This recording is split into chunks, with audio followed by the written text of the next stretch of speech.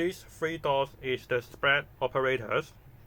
The spread operator is used to pull the value from an array or extract the properties from an object. For example, if we create an old array which contains the value of 1, 3, 5, and we also create a new array which contains 2 and 4. If we want to also add the value from the old array, we have to use the spread operator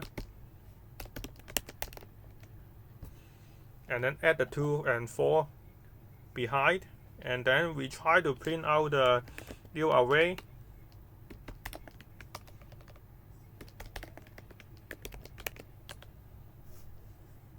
Now you can see we contain all the 3 values from the old array and also the new values, which is 2 and 4. Let's take the object as an example. If the old object, which contains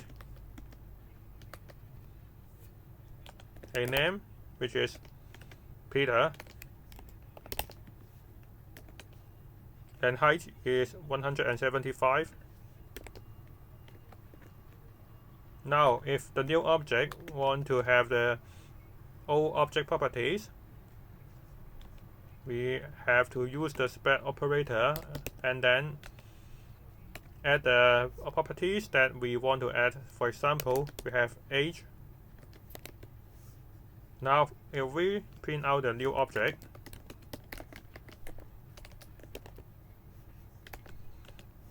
you can see it contains the name, height, and also the age. But if this is not the age, this is the height. For example, this is height and 180.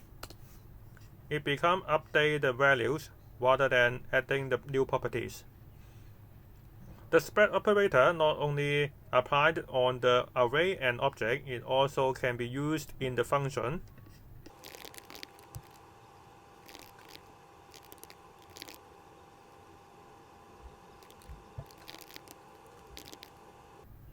Now you can see there are ...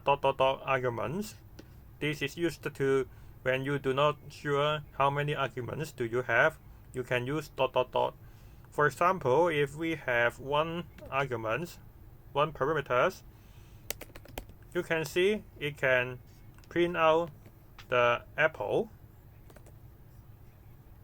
And if we continue add another string, we should change it to I. It will print out the orange. And if we continue to add banana, it will also print out in the console. This is because when we're using ... arguments, each time we add the value, it will become an array. So we can for loop to loop through the values and print out in the console.